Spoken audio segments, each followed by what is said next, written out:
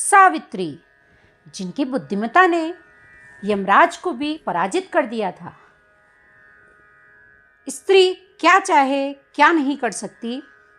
Hello दोस्तों, हमारी रंग बिरंगी दुनिया में आप सभी का मैं एक नए वीडियो के साथ आप लोग का स्वागत करती हूँ। और आने वाली 6 जून को बड़ अमावस है, जिसकी मैं सभी सुहागन स्त्रियों को बहुत बहुत शुभकामनाएं देती हूँ। हाय अबला जीवन, यही कहानी, आंचल में दूध आंखों में पानी। आमतौर पर भारतीय स्त्रियों के सशक्तिकरण के आंदोलन से पहले यही छवि पेश की जाती है। सती सावित्री होना अबला स्त्री की पहचान रही है। लेकिन क्या सनातन धर्म में सती सावित्री का उद्बोधन अबला नारियों के लिए प्रयोग किया जाता था, या फिर सती सावित्री होना सशक्तिकरण की पहचान ही रही थी? बट सावित्री व्रत के उपलक्ष्य पर इसी के विवेचन का मैं प्रयास कर रही हूँ। भारतीय परंपरा में सती सावित्री, सीता, कुंती, द्रौपदी, तारा आदि को प्रातः स्मरणीय नारियों के रूप में वंदनीय माना जाता रहा है। इन सभी स्त्रियों में एक विशेष बात ये थी कि ये अपने अधिकारों के लिए लड़ने वाली रही थी। सती ने अपने पिता के विरोध में उन शिव से विवाह किया था जिनसे वो प्रेम करती थी। सती का शिव से विवाह एक विद्रोह से कम नहीं था। सती ने आत्मदाह भी किया था, तो अपने प्रेम के लिए वो अपने पति शिव की निंदा सह नहीं सकती थी। जब उनके पिता दक्ष के घर में यज्ञ हुआ और उनको अपमानित होना पड़ा, तो उन्होंने यज्ञ कुंड में कूदकर आत्मदाह कर लिया। सावित्री और सत्यवान की कथा को जो भी आमतौर पर एक अबला नारी के पतिव्रत्य धर्म की जीत के रूप में दिखाया जाता रहा है, लेकिन महाभारत के वन पर्व की कथा को ध्यान से पढ़ने से हमें यह पता चलता है कि किस प्रकार सावित्री ने अपनी बुद्धिमत्ता और वाक चातुर्य से मृत पति सत्यवान को भी पुनः जीवित कर लिया था। मूल कथा यही है कि सावित्री अपनी इच्छा से अपने वर के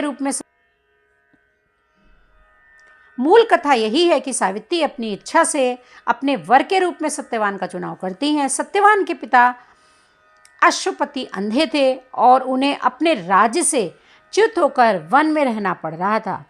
ये सब जानते हुए भी सावित्री ने सत्यवान से अपनी इच्छा से विवाह किया था।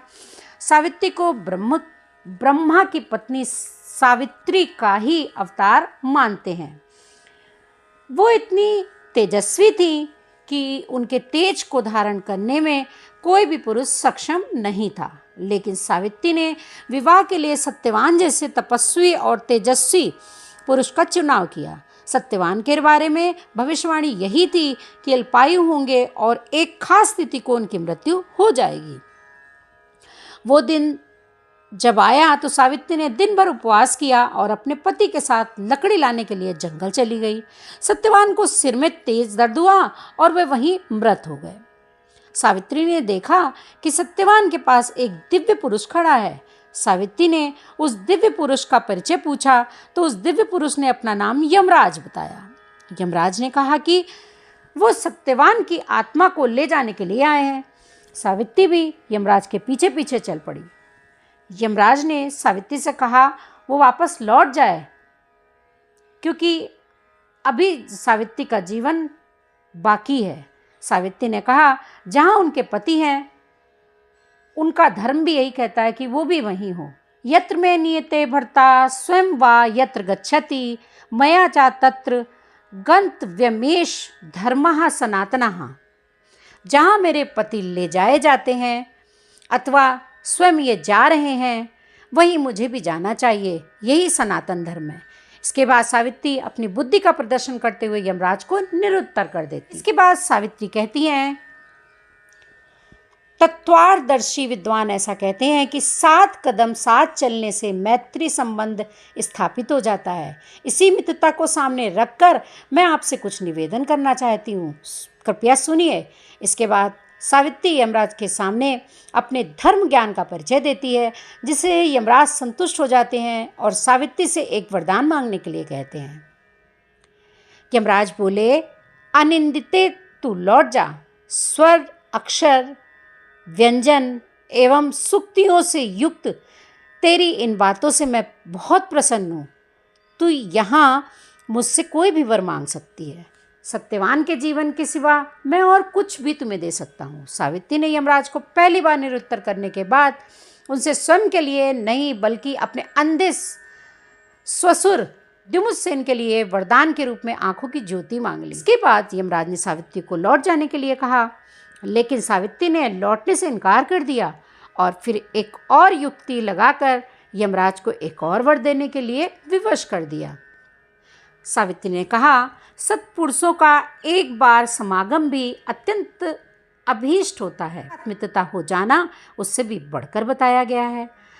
साधु पुरुष का संग कभी निष्फल नहीं होता, अतः सदा सत्पुरुषों के समीप ही रहना चाहिए। पहले सावित्री ने यमराज को मित्र बनाया, उसके बाद सावित्री ने यमराज को सत्पुरुष कहकर उन्हें प्रसन्न कर लिया। यमराज एक बार फिर से वरदान देने के लिए विवश हो गए। इस बार फिर सावित्री ने अपने लिए वरदान नहीं मांगा, बल्कि अपने ससुर द्युम्नसेन को उनके राज्य वापस करने का वरदान यमराज से मांग लिया। यमराज एक बार फिर विवश हो गए। उन्होंने तथास्तु कहा। सावित्री के ससुर का राज्य वापस मिल गया। ससुर के राज्य वापस देने का वरदान दे दिया। यमराज ने फिर एक बार सावित्री से पुनः लौट जाने के लिए आग्रह किया, लेकिन सावित्री ने फिर अपने वाक चातुर्य के द्वारा यमराज को एक और वरदान देने के लिए मजबूर कर दिया। सावित्री कहती है,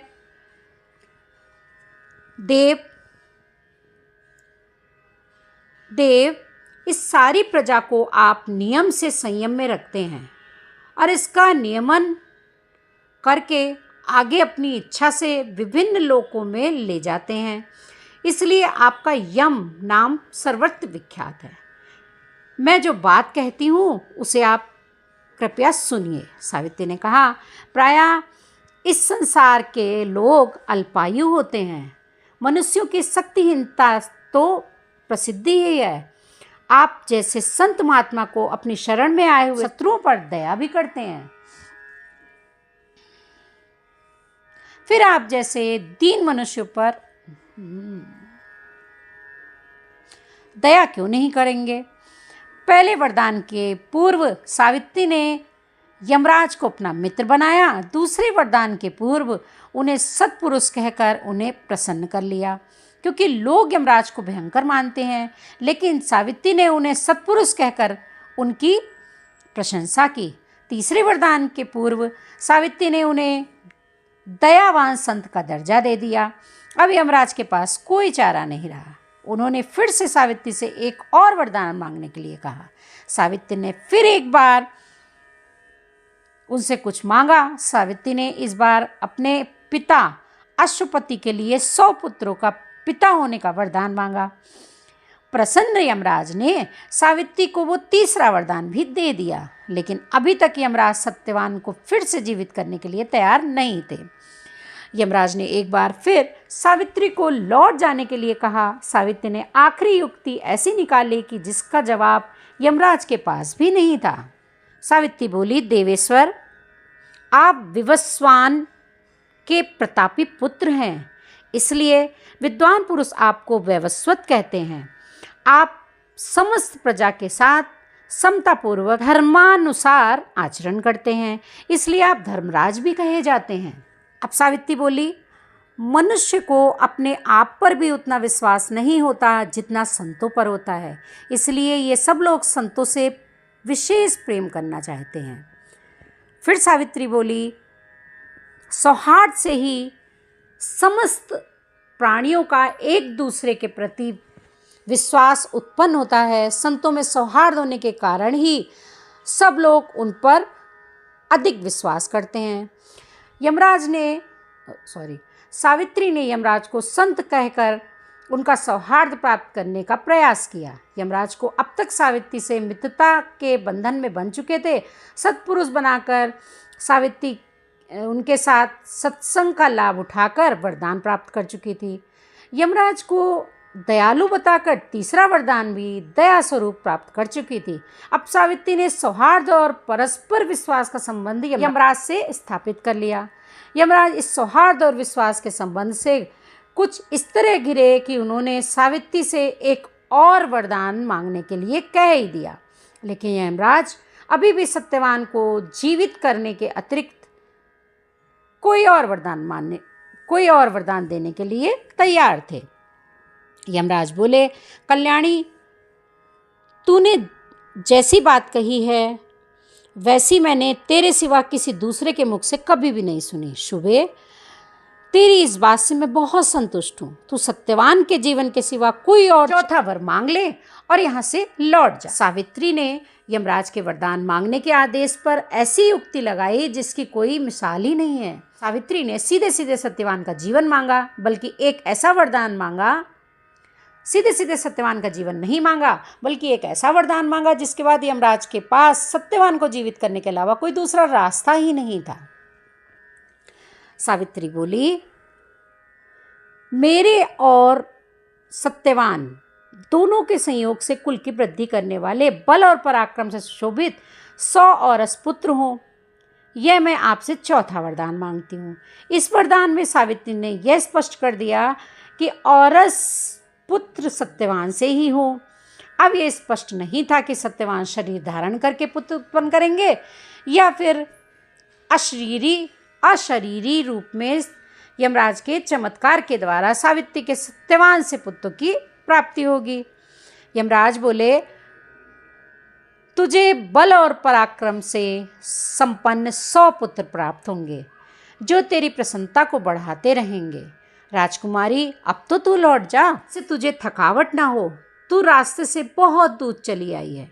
यमराज इतनी देर में सावित्री की बुद्धि, धर्म ज्ञान और उनके गुणों से इतने प्रभावित हो चुके थे कि उन्हें याद ही नहीं रहा कि बिना पति के संयोग से औरस पुत्रों की प्राप्ति नहीं हो सकती। यमराज ने बिना विचार किए ही सावित्री के ज्ञान से वशीभूत होकर यह वरदान दे दिया। अब सावित्री बोली, मानद, आपने मुझे जो पुत्र प्राप्ति का वरदान दिया है वह पुण्यमय दाम्पत्य संयोग के बिना असफल है। अन्य वरों की जैसी स्थिति है वैसी इस अंतिम वरदान की नहीं है। इसलिए मैं पुनः यह वर मांगती हूँ कि यह सत्यवान जीवित हो जाए, क्योंकि पति के बिना मैं मरी हुई के समान हूँ। यमराज के पास अब सत्यवान को जीवित करने के सिवा कोई चारा नहीं था। यमराज ने सत्यवान को जीवित कर दिया और सावित्री ने अपनी बुद्धि और कौशल से अपने मरे हुए पति को पुनः प्राप्त कर लिया। सावित्री कितनी सक्षम स्त्री थी, यही वट सावित्री व्रत की कथा का सार है। सावित्री ही नहीं, सीता जी भी इतनी सक्षम स्त्री थी कि वो त्रिलोक विजयी रावण की लंका में अपहत होने के बावजूद रावण के साथ जो संवाद स्थापित करती हैं उसमें उनकी निडरता और अपनी पति श्री राम के प्रति अगाध प्रेम ही स्थापित है। इसी तरीके से द्रौपदी न केवल अपने पतियों के साथ गमन करती हैं बल्कि वो लगातार युधिष्ठिर और अन्य पांडवों को प्रोत्साहित भी करती रहती हैं। तारा अपने पति बाली को लगातार सही शिक्षा देने में कोशिश करती हैं। यही सनातन धर्म में स्त्रियों की सम्मानित और सबल स्थिति की परंपरा कही जाती है। इतनी ताकत है हमारी भारतीय नारी में। एक लाइक कर दीजिएगा और चैनल में अगर पहली बार आए हैं तो मैं वही कहूँगी जो हमेशा कहती हूँ, हमारे चैनल को विद बेल आइकन सब्सक्राइब करके जाइएगा।